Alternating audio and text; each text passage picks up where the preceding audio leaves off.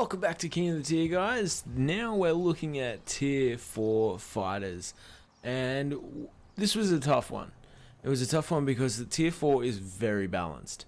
It's a tough tier to discern between which is the best, and well, it's easy to work out what the worst is. I won't get into that, but it is very hard to work out what the best is.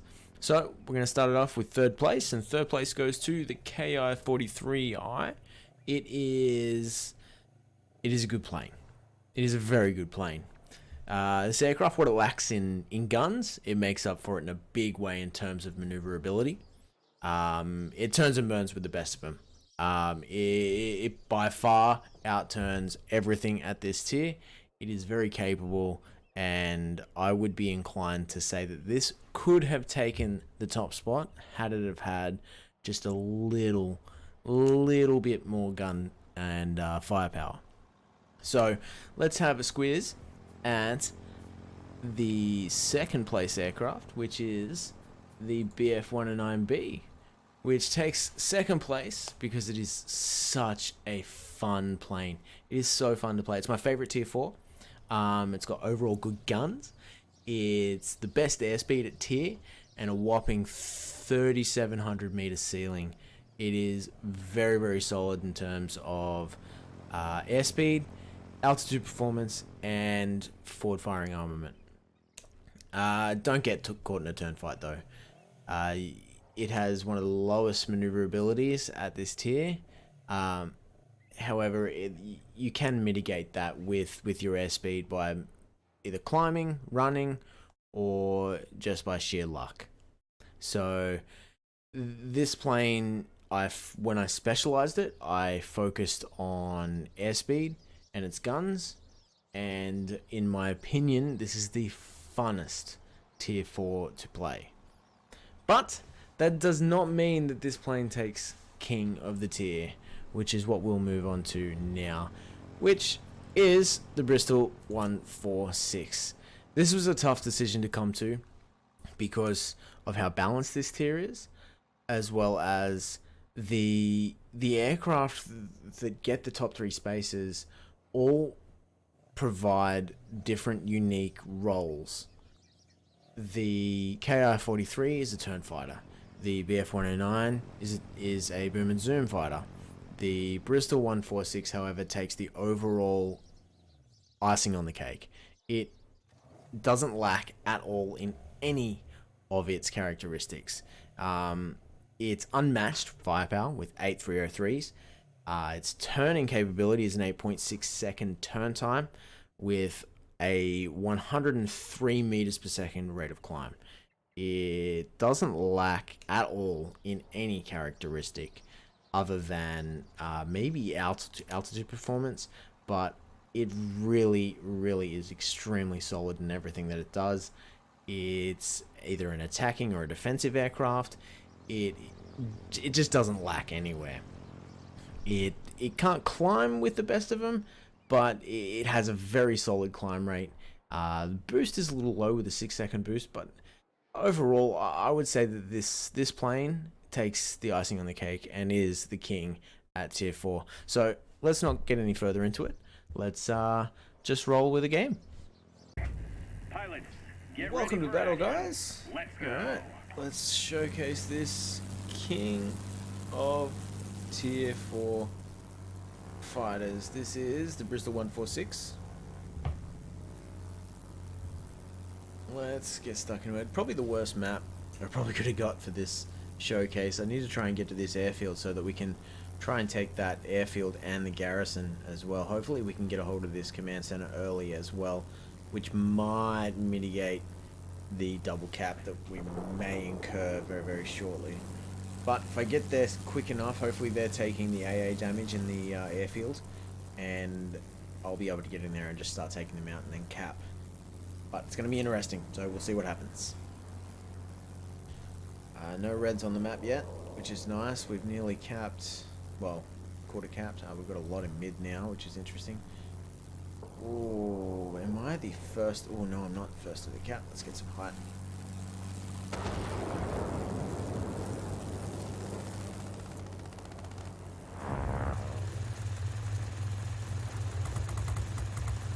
And the reason why I'm going for this red straight up is because it would have had all the capture points after doing all the damage so far, unless there's something a little lower that I need to get to. No, it's going to turn me again. Where are you going?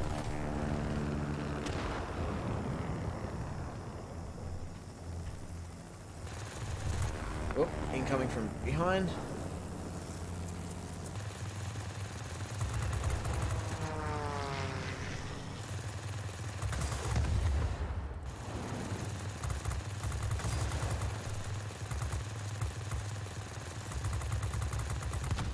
That's good. That's what we want. That is what we want.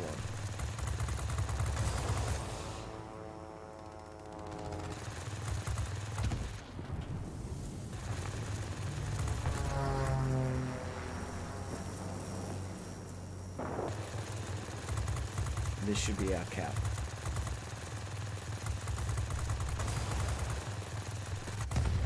Good. And dead, and dead. Where are you? What are you doing? Okay, P-36. Sorry, buddy. I need to take you out.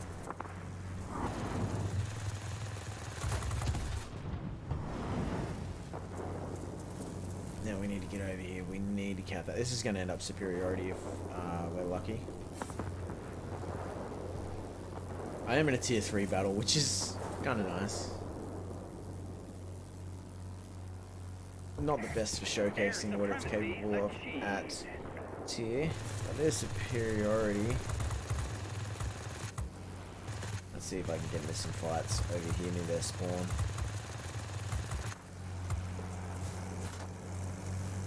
Oh, shish kebab.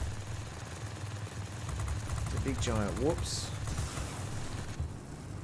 That's something I'm known very well for, other than hitting the ground. Yeah, there we go. Well, superiority there. I might think... Yeah, I'm just going to spawn here over at the airfield and just defend that. So hopefully we can stop them from doing anything. Wish I didn't clip that friendly. That put a dampener on the king of the tier. Alright, these guys are flying around doing their thing.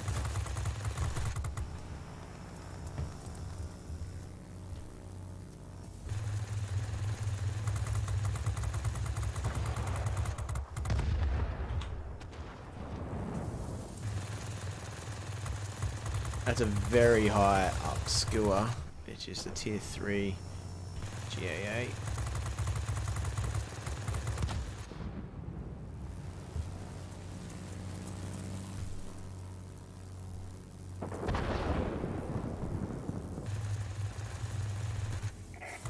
Keep it up. Victory is almost ours. P-36 took the crown in terms of survivability at this tier 3, but oh no, I didn't. Did it? No, it's tier 4. P-36. Was it a P-36? Yeah, it was tier 4. Yeah, it took the survivability at tier 4, but didn't do it any justice, seeing as it's dead.